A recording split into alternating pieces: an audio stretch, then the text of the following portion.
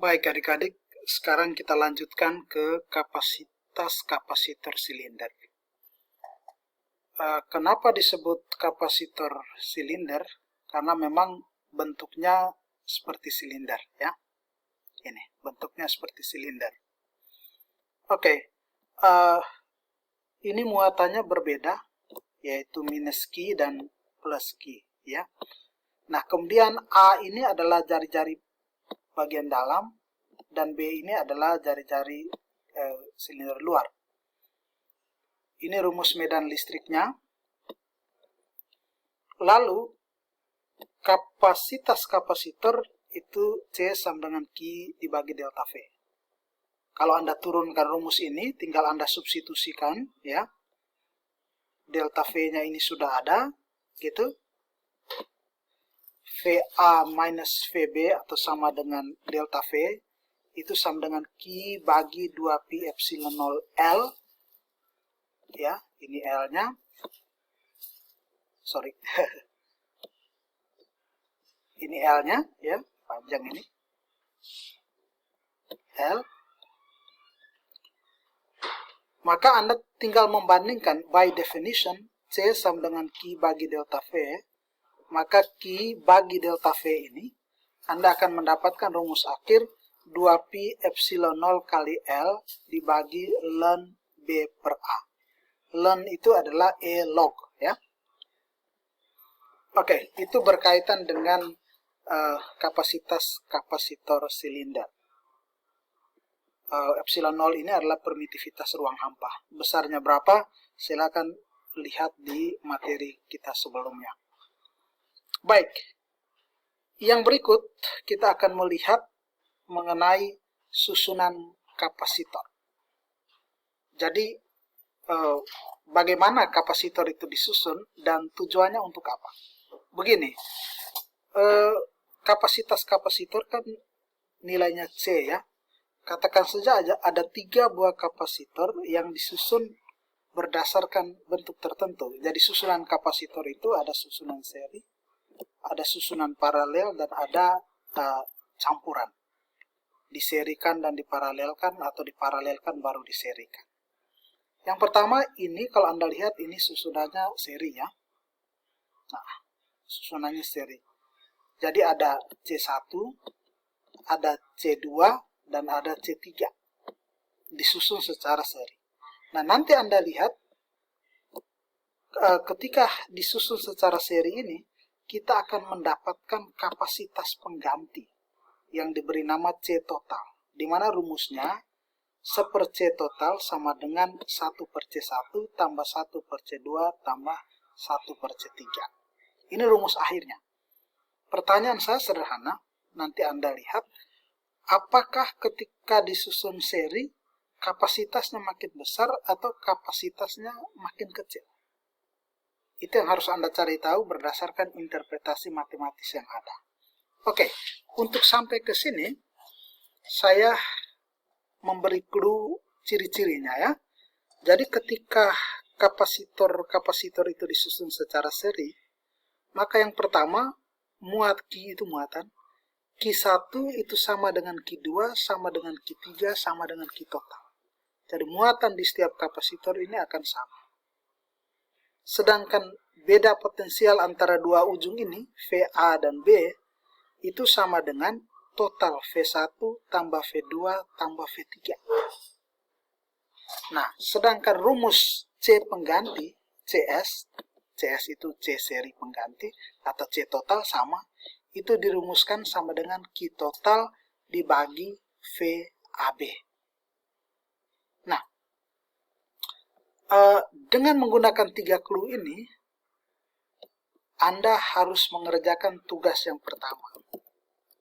Ya, tugas pertama, Anda buktikan persamaan seper C total itu. Buktikan persamaan seper C total itu. Kenapa dia sama dengan seper C total? Nah, Anda harus membuktikan persamaan ini. Dibuktikan. Ini tugas pertama. Buktikan persamaan seper C total itu. dengan berpatokan pada 3 clue yang saya berikan.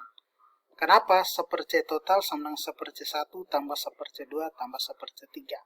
Nah, dan yang kedua, tugas nomor 2, ini tugas pertama, ini nomor 1. Nomor 2, Anda lihat efeknya. Apakah kapasitasnya itu makin besar atau makin kecil? Bagaimana CS? Apakah dia lebih besar, menjadi lebih besar, atau menjadi lebih kecil? Anda akan menemukan hasil yang menarik di sini. Ya, silakan dilihat nanti. Oke, kita lanjutkan ke susunan yang berikut adalah susunan paralel. Nah, susunan paralel itu kalau digambar ya seperti ini. Diparalelkan. Nah, ini susunan paralel. Di susunan paralel berlaku ini. V, ya, Anda lihat di gambar V itu sama dengan V1 sama dengan V2, ya, sama dengan V3. Nah, V sama dengan V1 sama dengan V2 sama dengan V3.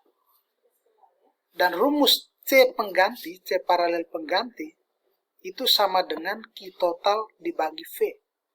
Sementara Q total itu rumusnya adalah Q1, ya, Q1 muatan yang tersimpan di kapasitor pertama, Q1 tambah Q2 tambah Q3. Q1 tambah Q2 tambah Q3. Kalau ada N buah kapasitor maka ditambah Qn. Akan ditambah Qn. Nah, dengan menggunakan rumus CP sama dengan QT bagi total bagi V, ya, Q total bagi V, dan V sama dengan V1 sama dengan V2 sama dengan V3, ya, Anda harus bisa membuktikan bahwa C paralel itu sama dengan C1 tambah C2 tambah C3 tambah titik-titik titik-titik titik-titik tambah Cn. Tambah Cn. Nah, ini tugas 2, ya. Tugas berikut. Jadi Anda harus membuktikan ini. Tugas yang kedua. Pertanyaannya sama. Ya, pertama Anda harus buktikan, dan yang kedua, dan lihat bagaimana CP, nilai CP. Apakah makin besar atau makin kecil? Silakan Anda lihat. Berdasarkan persamaan matematis harusnya Anda bisa langsung tahu CP-nya itu makin besar atau makin kecil. Oke, ini tugas kedua. Nah, mengenai susunan campuran, ya, susunan campuran itu seperti ini. Ya, ini keduanya ini Anda serikan, kemudian Anda paralelkan, baru Anda dapatkan kapasitas penggantinya. Demikian juga ini. Ini bisa Anda serikan dulu, diserikan dulu, baru terakhir Anda paralelkan. Nah, ini susunan campuran. Saya akan memberikan soal tambahan berkaitan dengan susunan campuran ini. Ya. Tapi untuk sementara, sebagai latihan,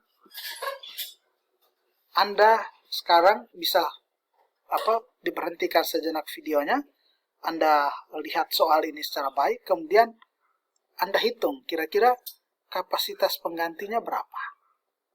Langkah pertama misalnya di soal nomor ini, ya, Anda hitung dulu keduanya ini diserikan. Berarti gunakan rumus 1/CS sama dengan 1/3 tambah 1/6. Nah, ini dapat hasilnya berapa? Anda dapat hasil berapa di sini? Nah, kemudian yang ini Anda paralelkan. Berarti Anda gunakan CP sama dengan 1 tambah 1. Ya. Lalu Anda dapat hasil di sini. Sesuatu di sini. Ya. Nah, ketika ini Anda sudah paralelkan, berarti Anda seolah-olah mendapatkan hasil bahwa ini hanya satu nih, yang namanya CP di sini. Sorry, ini gambarnya kurang tepat, tapi Anda dapat ini CP. Demikian juga ini. Kalau ini Anda sudah serikan, ya, Anda mendapatkan penggantinya yaitu ini. Ini CS di sini. Lalu kalau Anda lihat, Anda gambar ya, Anda lihat CS dengan CP ini itu bentuknya adalah diserikan. Maka katakan saja ini CS aksen ya. Maka Anda CS saja. Maka Anda menghitung terakhir, langkah terakhir adalah karena ini kedua bentuknya seri, maka Anda harus menghitung seper CS aksen, katakan saja gitu. Yang tidak lain tidak bukan sama dengan seper CS ditambah seper CP. Dengan begitu, CS aksen bisa Anda tentukan. Nah, dengan cara yang sama, ya, silakan tugas 3,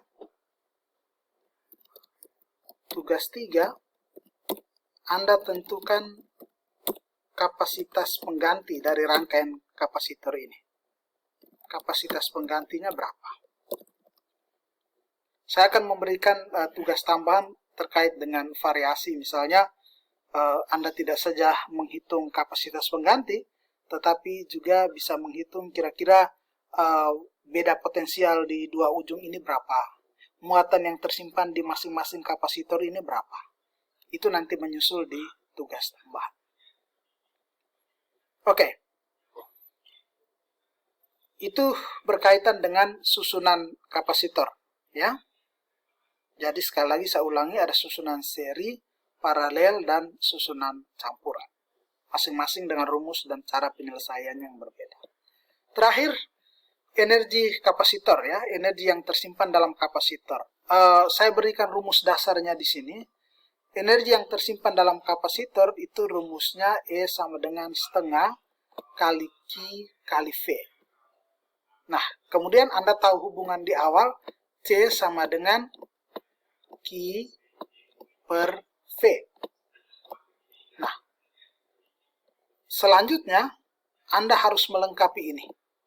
Jadi bagaimana kalau energi ini saya nyatakan dalam C dan V.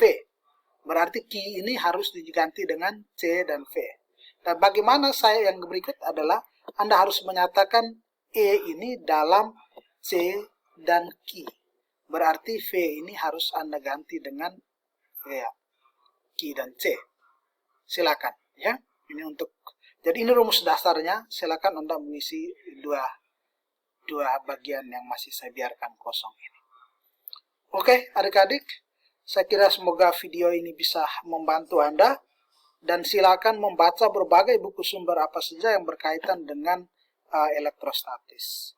Silakan nanti kita bisa diskusi di bagian Teams. Feel free to ask me. Pertanyaan apa saja yang mau Anda ajukan.